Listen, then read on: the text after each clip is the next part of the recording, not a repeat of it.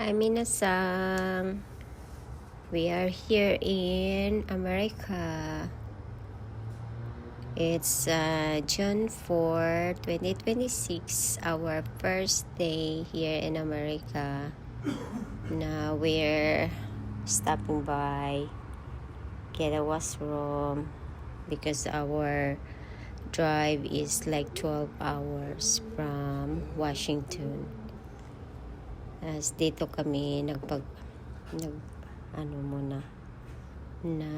washroom kasama si baby. Ito yung ipakita ko sa inyo yung place ng Amerika, same like in Canada, walang pinagbago, ganun, parehas lang. Dito ako nag-washroom, wash muna bago 12 long drive. Dito kami nag-stop by pagkatapos ng border, chinek yung ko. At saka yung binayaran namin $30 lang. Kala ko $280, $30 lang pala. So very affordable sa lahat.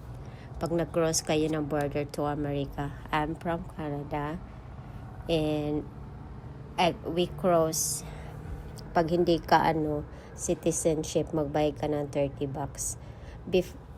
May yata narinig ako ng 280, pero $30 lang pag nag-cross kayo ng borders to America.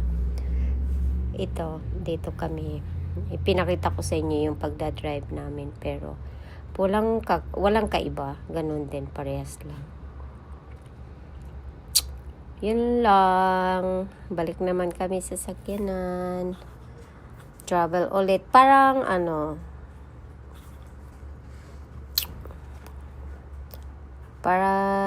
maganda yung panahon today. Pero sa kalaunan, umulan dyan. Alam ko umulan dyan. Hindi ko yata na video yung umulan, pero dito sunny.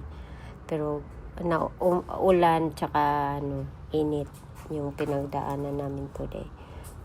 Yan yung kita ko yung paano yata kami paikot-ikot dyan, pakyat. Yun ang very wala bang mga kahoy, flat lang siya, bundok. Mainit, kaya yun. Maganda talaga mag-travel. First time in a year of my travel to my loved one. It was stressed then. Alam mo naman, puno